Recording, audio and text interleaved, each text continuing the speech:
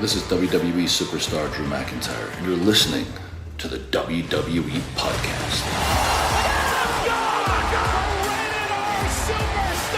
The champ is the one that everybody wants, me. It's going to WrestleMania. Claymore! Austin 316 says I just whipped your ass. This is my iron. You're going to acknowledge me.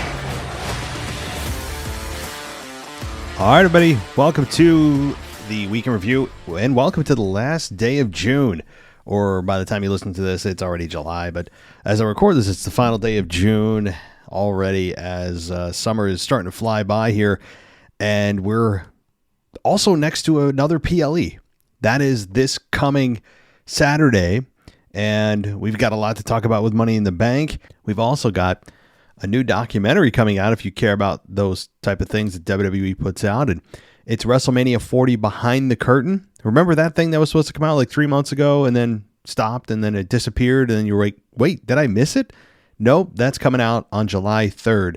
If you want the first 2 minutes of it, by the way, it's on WWE's YouTube channel, maybe other places, but it's finally out, and I guess that the delay was because of The Rock's team that wanted to review it and make edits before it was released. So that's apparently why it took so long for it to finally get out. But you can see the first 2 minutes anyway if you are that if you're that anxious to watch it. It's there, and it certainly seems like it's going to be interesting. It is perhaps the very first documentary that really goes into depth about a particular destination. Right. I mean, all WrestleManias prior to this haven't really been delved into in this way, in this manner, where it's like, hey, yeah, we're going to, we're pulling back the curtain completely. Kayfabe's been dead forever, but to do this blatantly about how the process worked is, kind of I don't know if it's breaking ground, but it's expanding the ground, where Vince never really did this. And I think it'll be a good thing for the business because you get to see for one of the craziest roads to WrestleMania with the whole Rock, Roman, Cody, Seth thing. We get to see what they were thinking and the meetings maybe that they had. And, we'll see when the documentary comes out, but I'm not here to plug that. I get nothing for it, but I know that a lot of you were looking forward to it just as I was, and it disappeared and now it's back and it's going to be released on July 3rd. Well, back to home base here. I'd like to welcome some new patrons. Aria A, welcome. Annie and Ben J. Uso, welcome, guys, to the WWE podcast on the Patreon side of things. And you can join them and get yourself ad-free listening at patreon.com/WWE podcast. So, by the way, if there's those of you out there that are patrons, if you need the Discord server link, I know sometimes it breaks, let me know. Just shoot me a message. I'll give you the link. I know a couple of you have done that over the last several days. Discord server's exclusive to those of you who are patrons. It's a little chat area that you can go to anytime, but especially during big events, SmackDown, Raw, even NXT, PLEs especially. Great place to go if you want to converse with other patrons of the show, or more importantly, just fans of wrestling. So we'll get to that. You can get to that if you'd like, and we'll get to the Week in Review right now. As I got to talk about the number one story. Number one story being not Roman Reigns' father, who passed away, and they did a nice tribute video, and I think did a nice job of paying tribute to one half of the Wild Samoans and Sika, who is obviously Roman Reigns' father. But we're here to really talk about the Wise Man. And that's the number one story.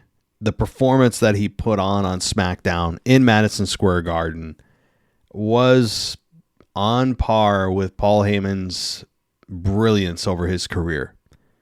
He hasn't been flawless, but those performances that he puts out generally are superb. This one was memorable. This one will be remembered. Paul Heyman, unshaven, looks like he hadn't slept in 2 weeks, defies Solo Sikoa, tells him he is not his tribal chief. Solo Sikoa, you saw the results, proceeds to hit the Samoan spike on Paul Heyman, who goes down.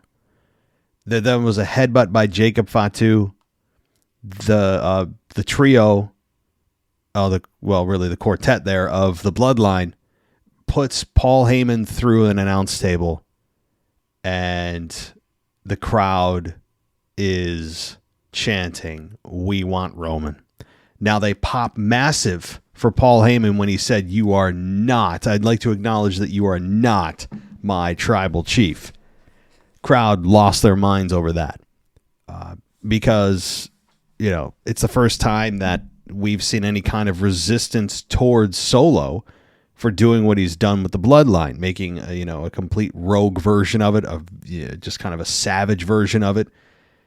And Roman, this took another major step towards Roman Reigns' return that is imminent. It is imminent. It could happen as soon as this Saturday night, but as late as SummerSlam. We're looking at that time frame. If you're looking for Roman Reigns' return, it's over the next 4 weeks. You can pretty much take that to the bank, and it's going to be a mega pop. I mean, I think at this point, the moment that he steps foot back in the company, instantly the biggest babyface, bigger than Cody Rhodes. And it's really mind-blowing to think about that, because Roman Reigns was the most despised. Just fans were like had enough. They were tired of having him be champion and wanted nothing to do with him. Somebody just take the belt off him. And now here we are. Roman Reigns didn't do a thing other than just leave. And he's coming back, instantly beloved. He is going to be what Vince McMahon was trying to force him to be for 7 years as the big dog. This is Roman Reigns' coronation as a babyface, and I think it's going to be massively successful. Now, Jimmy and Jay are going to be in tow. Jimmy and Jay, I think, maybe they'll follow after. Maybe they'll come before. Again, I've heard a lot of great ideas from a lot of our listeners and others online, of course, how to do this, how to get Roman back. Does it happen after Solo loses to Cody, or as he's trying to beat Cody cheating? How does this happen? There's really no bad way to do it. There's only good, great, and epic. It's really hard to screw it up because fans just want him back. They want to see him take down Solo Sikoa, take down Tama Tonga, Tonga Loa, Jacob Fatu. And you know damn well that Paul Heyman is also going to get himself back into the graces of Roman Reigns, as he has been. And again, we have Jimmy, Jay, Roman, and Paul Heyman. But who's the other person to, potentially even out the bloodline? We'll have to see. Lots of potential candidates. I've heard a couple of them from you on the mailbag this week. There are a few potential candidates. Now, then The Rock, where does he fold, right? Where does he come in? And we can discuss that as we go further. And I've already given you a little bit of a preview of what I think will happen heading into Survivor Series and Rumble and Mania, of course, next year in Vegas. But more imminently, with Roman Reigns right around the corner, it's just, I can't see anything but an explosion for this guy. It's going to be, especially if it's done and executed as well as I think it can be, this is going to rival a lot of return pops that you've seen in wrestling history. Is it going to be bigger than an Stone Cold Steve Austin return, or a Rock return when he was a mega baby face, or a Triple H 2002 Madison Square Garden return? Maybe not. Okay. But I think it'll be up there and remembered for a long time. So I'm anticipating it as much as you guys are. And I never thought I'd say that, but I think we're all finally ready to embrace Roman Reigns as the babyface that Vince always wanted him to be.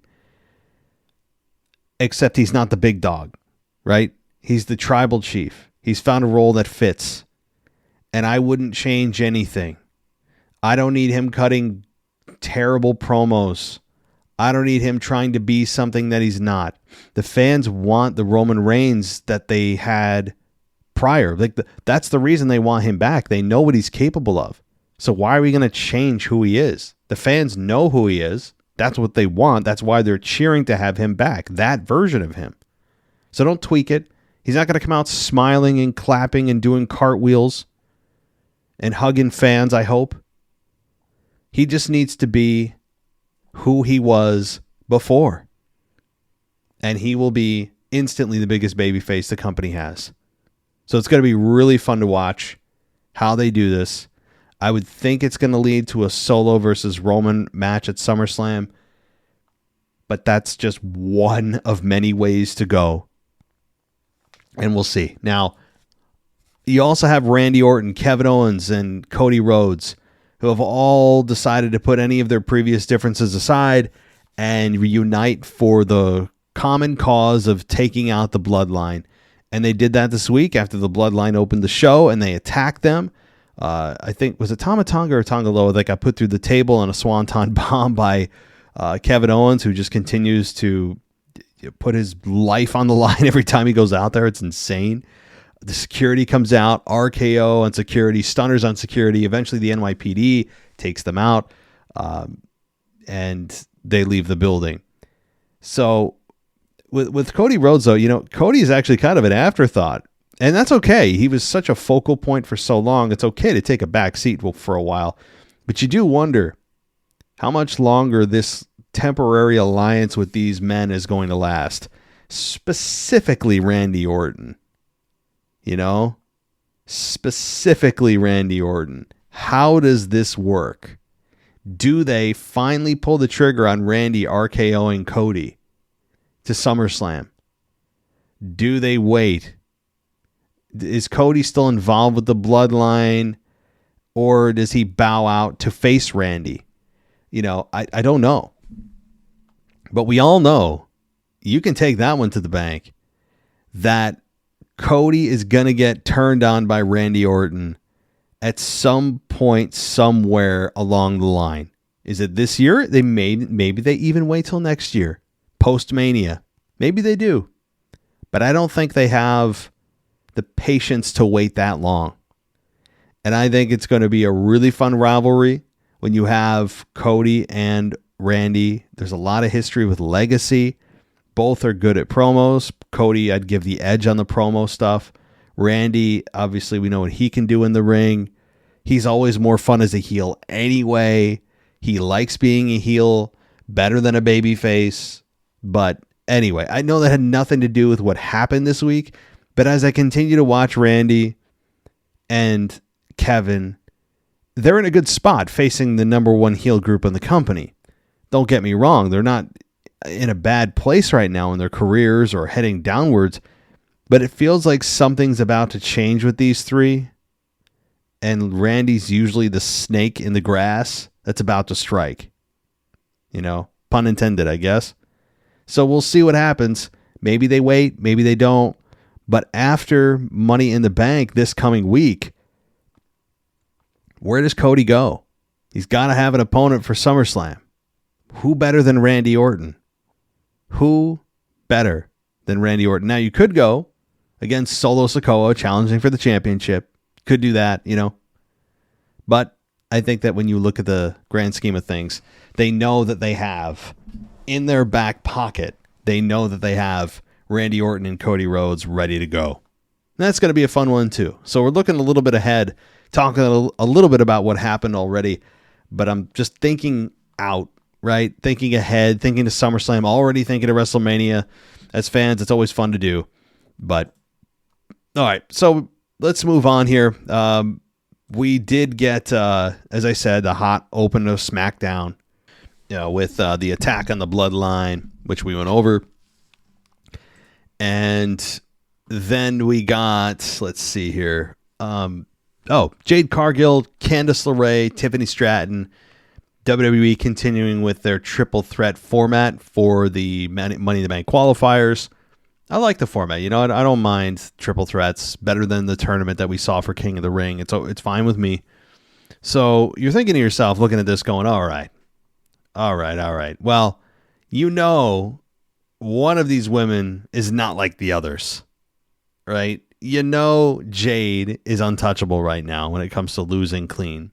Tiffany's been on the rise. The fans seem to really enjoy her and have a genuine connection with her, and has been on the rise for a while. And Candice LeRae is kind of the ugly duckling here, so to speak, metaphorically, right? Not physically. And she has been kind of just there, right? If you're a Candice LeRae fan, tell me something significant she has done that has been meaningful in the last 6 months. Meaningful, not just, oh, she had a victory. Well, what does that mean? Does it mean anything, or is it just to get a victory? I can't name one thing she's done. I think the most notable thing that has happened in her career was actually an accident. Michael Cole calling her Candice Michelle is probably the most relevant thing that has happened to her in the last 6 months. And it's not a slam on her. It's just the way it's been.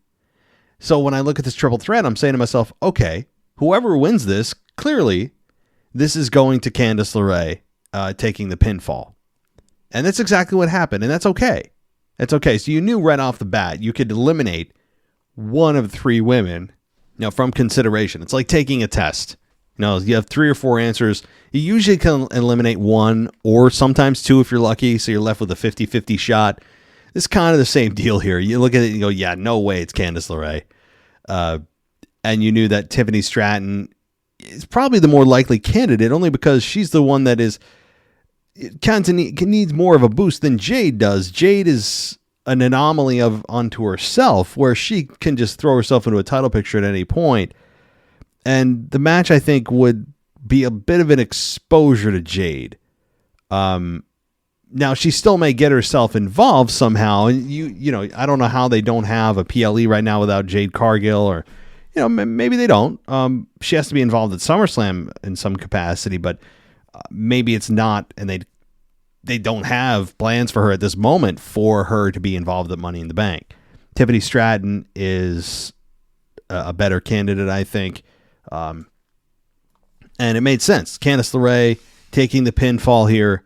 Nia Jax getting involved, helping Tiffany Stratton. Bianca Belair followed to try to support Jade. And Tiffany ended up pinning Candice LeRae in 9 minutes and 21 seconds. Yeah. All right. So we then have Paul Heyman explaining to Solo that Cody and KO and Orton were removed from the building. So,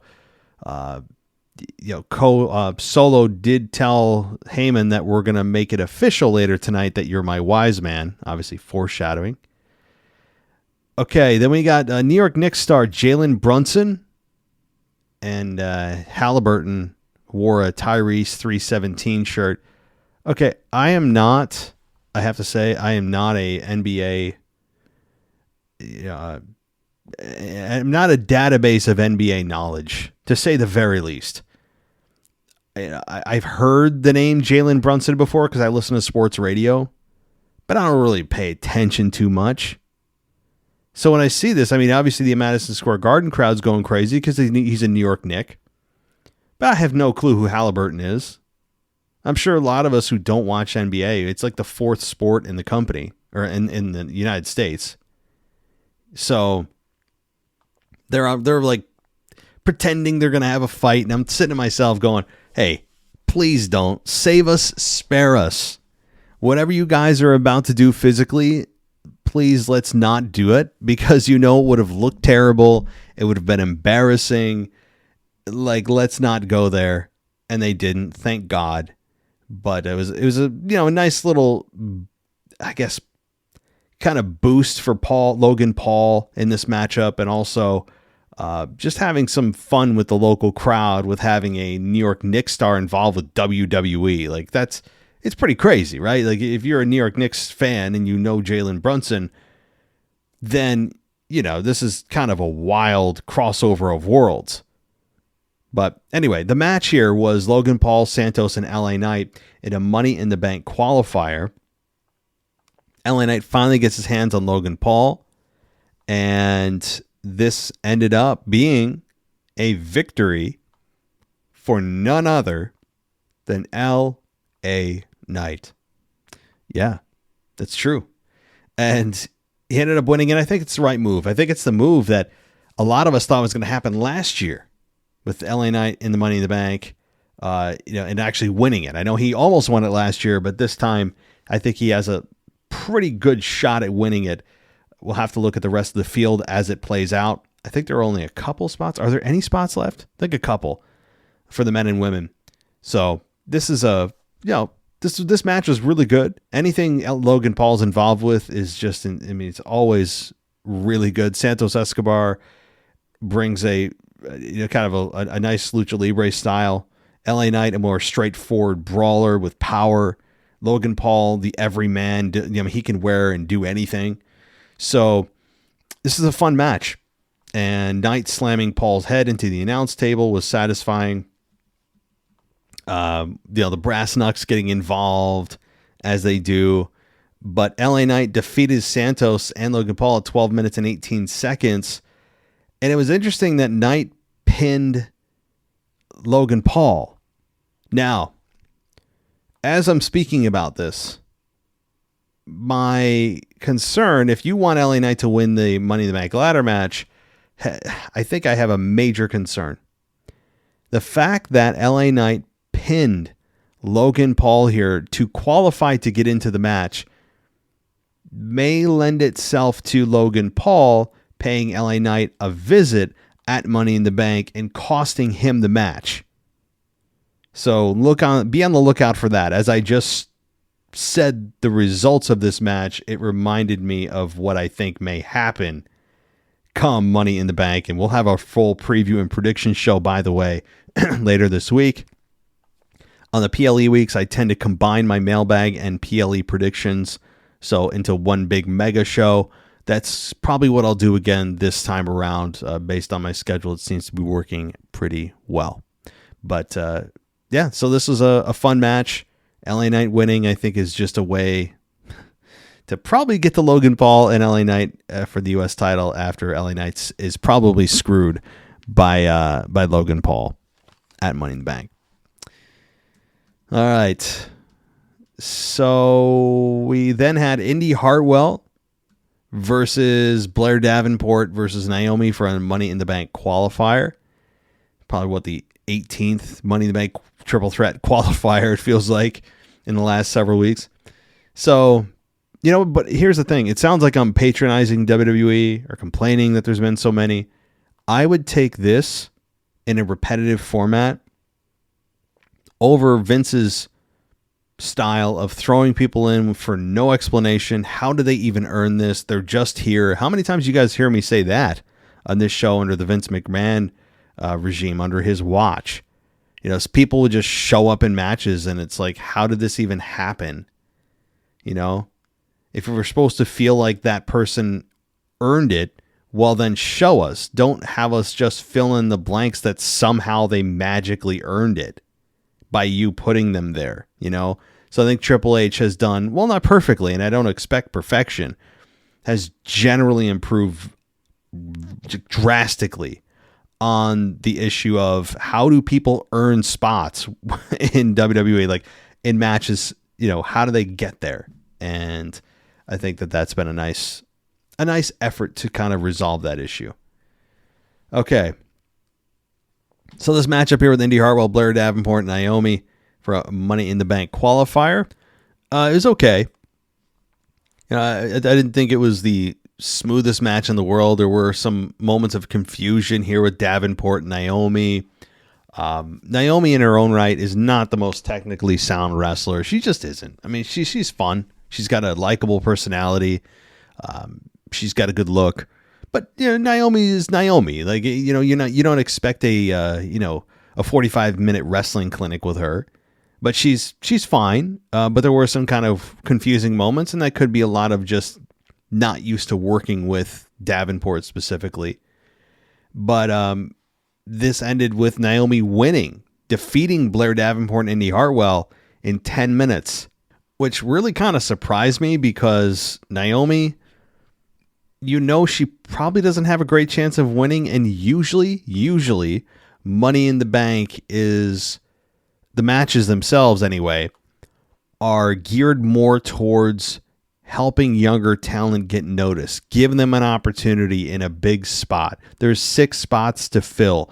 Let's put some younger talent in, like Blair Davenport, right? Like Indy Hartwell. And they didn't. Now, we don't know if they can qualify last second. Maybe there's a second chance triple threat with all the losers in a triple threat. Maybe that's what happens. But this match was okay. I mean, Jade Cargill ended up walking back out and getting her revenge on Hartwell, sending her into the ring post for messing with her match. And Naomi landed a Bubba Bomb and rolled her into a pinfall and got the victory. So, by the way, Jade Cargill didn't get the biggest reaction from the Madison Square Garden crowd. I don't think they have felt that Jade has earned their respect yet. And Madison Square Garden is a notoriously tough place to work, as anyone will tell you. So while Jade didn't get booed, I don't think she got the monster reception that some people were hoping for in a big market town. Or not town, city. My God, New York's not a town. It's like 100 towns in one. So, all right. Let's go to the Street Profits and Pretty Deadly are going to happen next week. They got into a bit of a kerfuffle backstage. The return, of Pretty Deadly got a decent pop from the crowd at MSG. I mean, they seemed to be pleasantly surprised that they were both there, that Pretty Deadly was there. So I don't know if I take that and really run with it. It was just an observation. And let's see, we got a video showing the brawl that happened over the opener show, and then we got to the main event, which we all know what happened there with Paul Heyman getting put through a table. Now, here's what I will say. The reports are, if you haven't seen them already, that Paul Heyman actually sleep deprived himself to commit to the role here. Now, there's not a lot of effort in not shaving. As a guy, you literally just don't do anything, and you grow a beard for most guys anyway. But to commit yourself, if it's true, to sleep deprivation so that he would actually look the part too and be convincing, this guy's on another level. Now, it's also very possible that he got eye drops. That is equally possible. That you can make your eyes red with eye drops as an irritant that'll flush away and won't hurt your eye. Those exist. So it's possible too that it was just something benign and he didn't actually sleep deprive himself. So I don't know what story we're going to run with. I'll go with the assumption that he actually sleep deprived himself, because Paul Heyman seems like that kind of guy to do that, to commit to this role, and knowing how big this moment would be and knowing that the camera would be close up on his face, he wanted to be very convincing. It was very convincing.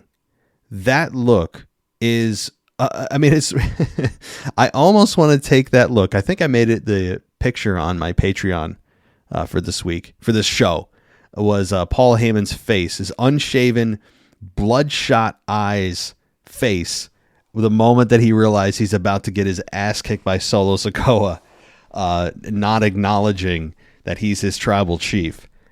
That is a freeze frame that you want to keep and frame, and literally, just if you're a wrestling fan, you want it on your wall, because that is a master class in committing or dropping into the role.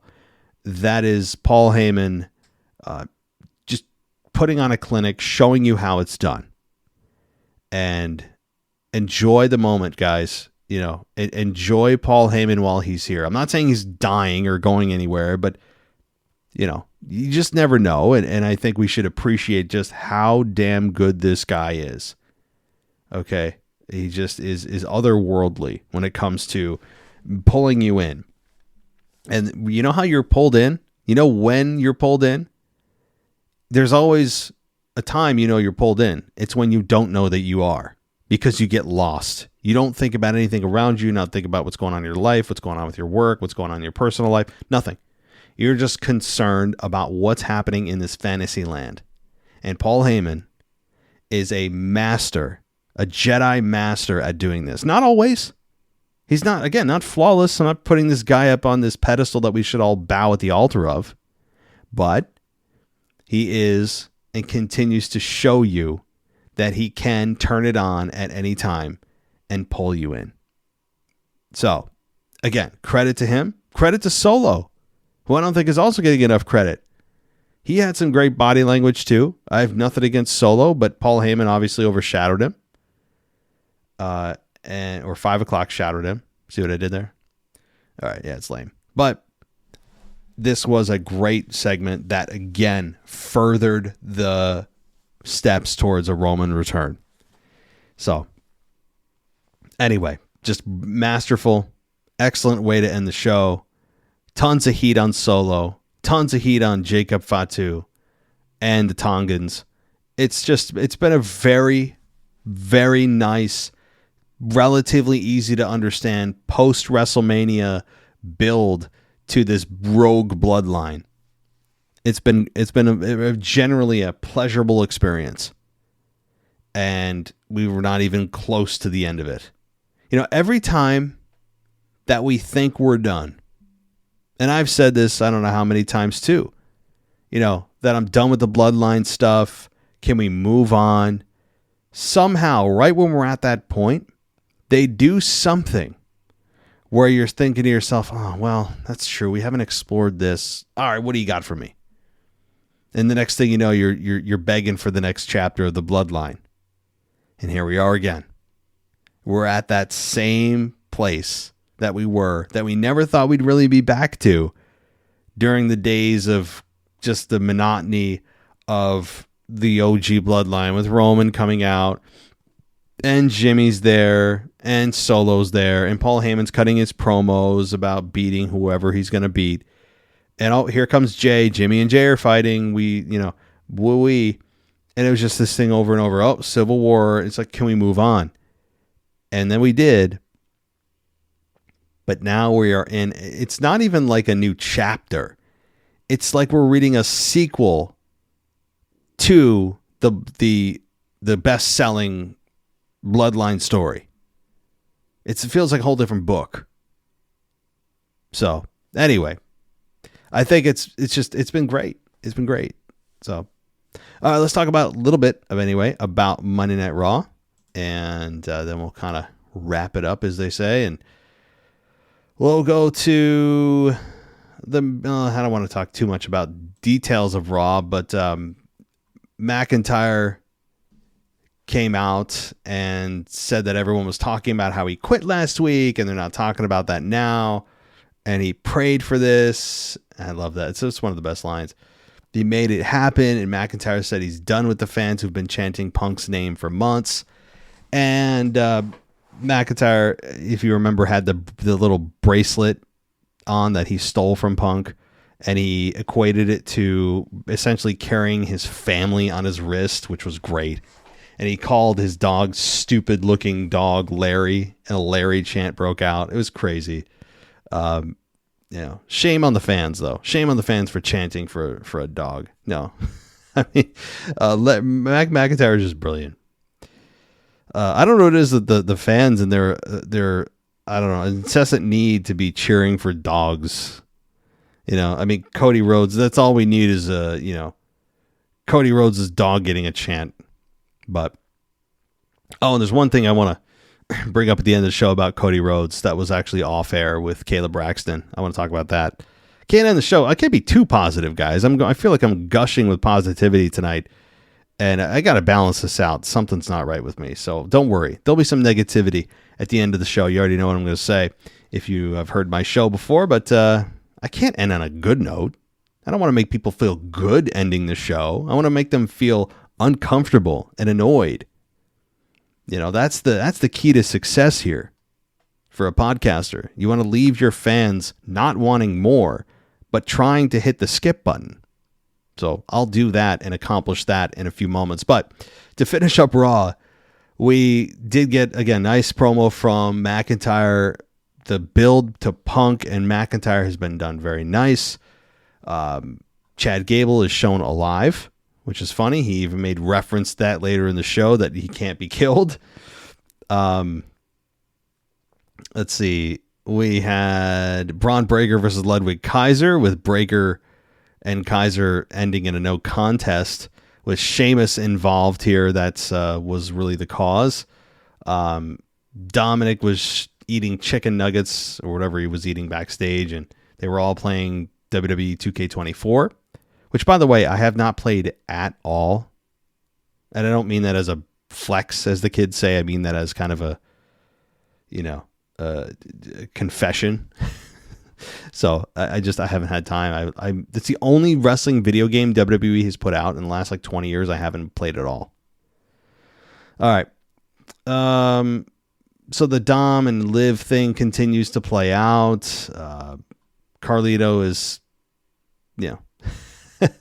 suggesting that, he should see what's going on with Liv, and Carlito's kind of being an unsung hero here. All right. Then we get Lyra Valkyria, Shayna Baszler, and Kairi Sane in a triple threat for the, you guessed it, Money in the Bank qualifier. Lyra Valkyria beat Kairi Sane and Shayna Baszler in 8.5 minutes. So she qualifies. And let's see. Liv Morgan's backstage. She's got a Daddy's Girl t-shirt, which is funny. There was even a comment. I think she put it on social media. Something about her taking Rhea's sloppy seconds, and Liv was saying how she'll take thirds and fourths and fifths and sixths and sevenths, right? So it's kind of a good rebuttal that she'll take Dom over and over again. It doesn't matter. So that was good. And Liv is just, from where she was, being a complete undersized overachiever to being a focal point and a bright spot of Monday Night Raw is, it's great. It's good for her. It's good for her. And for fans, it's kind of like, oh, we finally found a spot that Liv feels the most comfortable in. It feels like she's found herself. And I'm sure Liv would concur with that. It feels like Liv is in her groove. And it's really fun to watch. And it also, just like Roman's return, although not to that extreme, builds to Rhea's return. And builds to that anticipation of the moment when Rhea finally gets a hold of Liv, and what's she gonna do? All right, Vega and Liv Morgan had a nice little spat back and forth, and Vega, I don't think she gets the credit she deserves either for how good she is on the mic. I've been a fan of hers for years. I've been singing her praises for years. She had some nice one-liners. She came up with the sloppy second stuff, which was always. I think that might be a stick. Like, in other words, that might stick around, I should say, for a while. That could be a t-shirt. The sloppy seconds thing could be a t-shirt. It could be a chant. Sloppy seconds is something that I think is going to hang around. If it doesn't, I'll be surprised, but it feels like it's one of those things that she might have caught on to something here. All right. So then, we got Chad Gable versus Braun Strowman versus Bronson Reed. And yep. It is a triple threat qualifier for Money in the Bank, because that's all that's on the line right now for triple threats. We got Chad Gable beating Bronson Reed and Strowman in 8 minutes and 25 seconds after he executed a top rope moonsault on Reed. So the moonsault, maybe he took a page out of Tiffany Stratton's book, is now finishing matches. It's a nice thing to see. All right. So we then had the Wyatt Sicks lights wind down thing occur, and we ended up getting a Nikki Cross, masked Nikki Cross, put some kind of box on the desk of Michael Cole, which was a VHS tape that said "Play Me." And they did play it, and it was this video of Bo Dallas and Uncle Howdy. So again, I think it's their symbolic play on the fact that they're two people, but one is talking to the other, and it's maybe a visualization of the struggle that's going on in his mind. I don't think they're actually two separate characters. That's not, I think, what they were going for there. But, talking about how he struggled with his brother's passing, and that they finally got to do something together, and it was ripped away from us. And it felt like real pain from Mo Dallas there, which I'm sure it was. You can't fake that stuff. It was a very effective piece of video there. And the fact that it was a VHS, just adds something to it. Like, it felt very Blair Witchy, in a way. And that's a good thing. By the way, Chad Gable is about to join with Julius, Brutus Creed, and Ivy Nile. I mean, he came into contact with them very briefly on Raw. It was like a few seconds. And I think we're off to the races here. Women's Tag Team Champions Alba Fire and Isla Dawn take on Katana Chance and Kaden Carter in a non-title match. This was 5.5 minutes or so, with the champions of Alba Fire and Isla Dawn winning. And let's see, Liv Morgan was in Judgment Day's clubhouse, and the only person that was there as she was leaving, was, you guessed it, Balor, Finn Balor. So I don't know what's going on there. We'll see. Let's see. We have then Rollins coming out, and he said he wasn't there to run down Priest, and he has a lot of respect for him, but he doesn't appreciate being one-upped. And then Priest, comes out and said that, he was already out there. Rollins said if Priest wins, he'd get his wish, and that Rollins won't challenge for the title again as long as Priest was champion. But Priest loses. If he loses, he's out of the Judgment Day. So pretty high stakes here. And Gunther comes out and joined them, and just kind of was like a reminder, like, hey guys, I'm here. The winner's not going to be really a winner because they're going to have to face me at SummerSlam. All right. Let's see here. We got Karrion Kross and Kofi Kingston, with Karrion Kross beating Kofi Kingston in 5 minutes and 50 seconds. We got then Awesome Truth, The Miz and R-Truth versus Finn Balor and JD McDonough for the World Tag Team titles. And this ended with new tag team champions in Finn Balor and JD McDonough in about 12 minutes. So this match happened thanks to Liv Morgan. So Liv Morgan is trying to get on the good side of the entire Judgment Day to endear her heart to them, to get them to at least open up to her, to really destroy everything that Rhea Ripley is and was.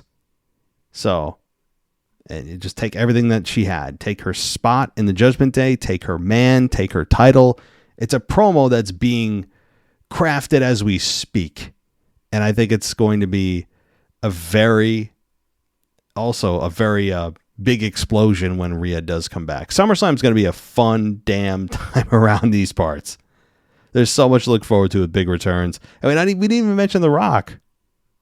We didn't even mention Brock Lesnar, for God's sakes, who I think is coming back at some point. So there is just so much to really think about and look forward to as we get closer to not just SummerSlam, but more importantly, closer here, more immediately, Money in the Bank.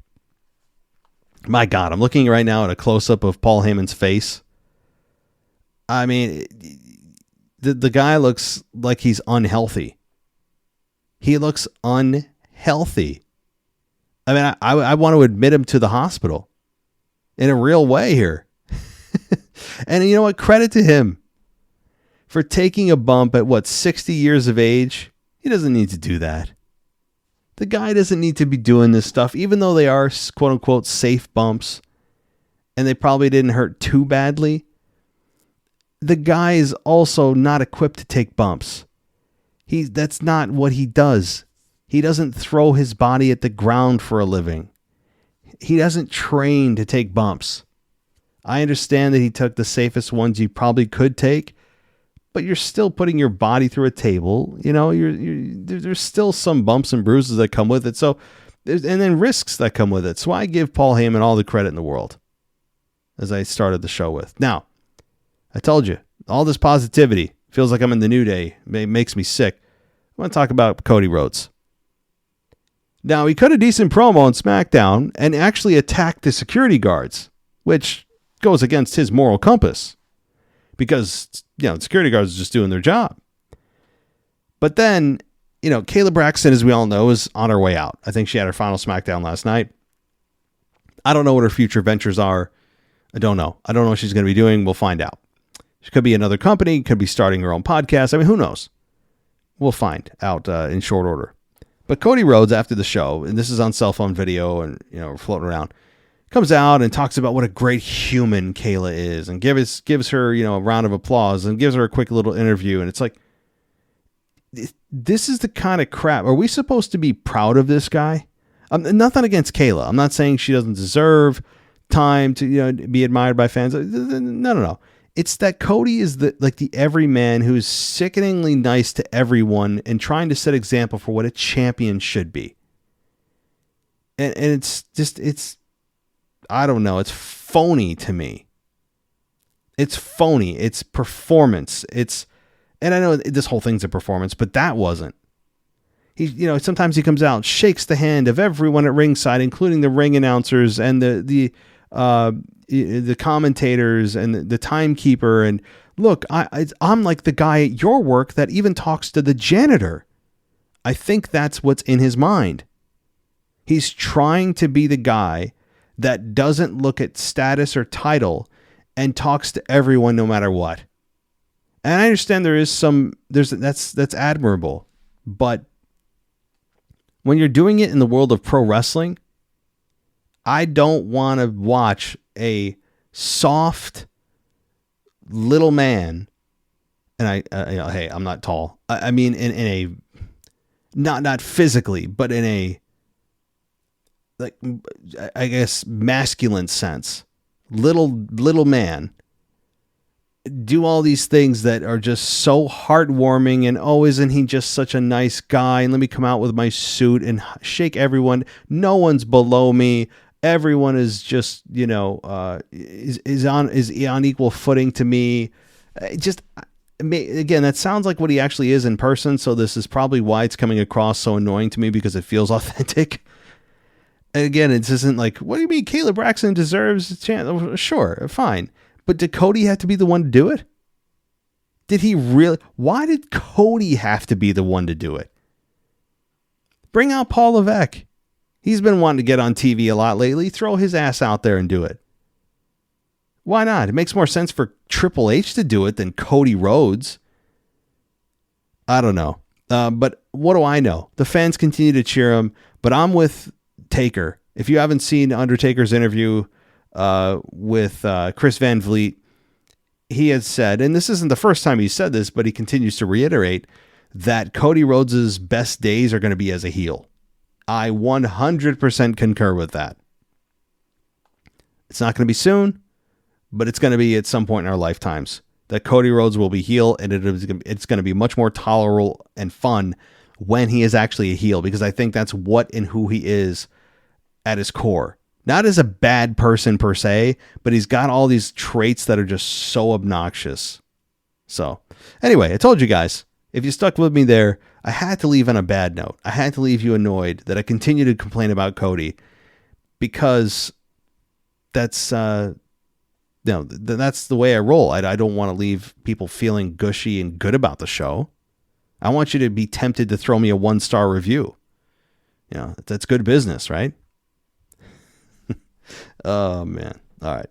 Well, thank you, everybody. I really do mean that. Thank you, everybody, for joining us here on the show. Thank you for all the patrons who continue to support the show and keep the lights on, so to speak, and, give us your hard-earned money to give you ad-free content for this crazy world of pro wrestling. I really do appreciate it.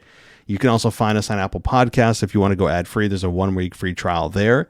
And then you can do a yearly option, which gives you 2 months for free. That's a thing if you want. And also there's a free trial on Patreon. So no matter what platform you're on, there is an option for a free trial. So you don't have to commit to anything. You can just try us before you do that. So before you commit. All right. Well, big week in wrestling, obviously, with Money in the Bank. We'll be here for your preview and prediction show. The rest of the week is going to go as planned with your Raw review and NXT. And the mailbag is going to be obviously on Friday.